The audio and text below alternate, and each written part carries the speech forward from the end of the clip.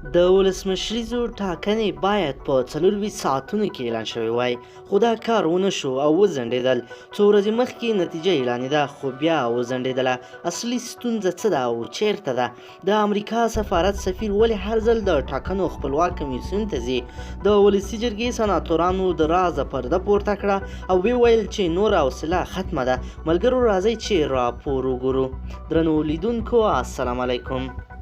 د مشرانو جرګې سناتورانو تېره ورځ د ولسمشریزو ټاکنو د پایلو پر نه اعلان سختې نیوختې کړي او وایي چې د ټاکنو د پایلو صلاحیت په کابل کې د امریکا سفارت او سپینې ماڼۍ سره دی.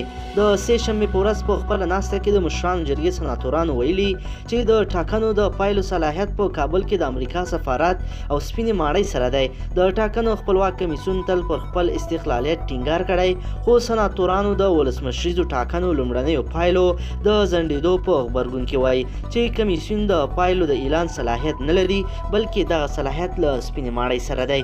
دوی همدا راز ویلي که د ټاکنو خپلواک کمیسیون د ولسمشریزو ټاکنو د پایلو د اعلان صلاحیت لري نو د ټاکنو لومړنۍ پایلې د ژر اعلان کړي.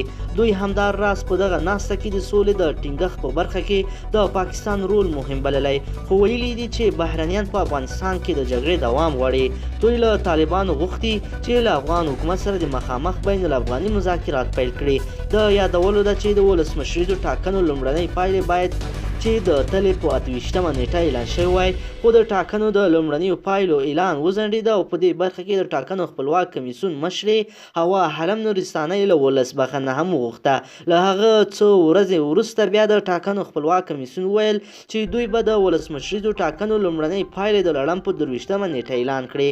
د دغه کمیسیون مشره هوا حرم نورستانۍ ویل چې دوی ته تر سرعت روڼتیا ډیره مهمه ده او دوی هڅې کوي چې په شفاف ډول د ولسمشریزو ټاکنو پایلې اعلان کړي.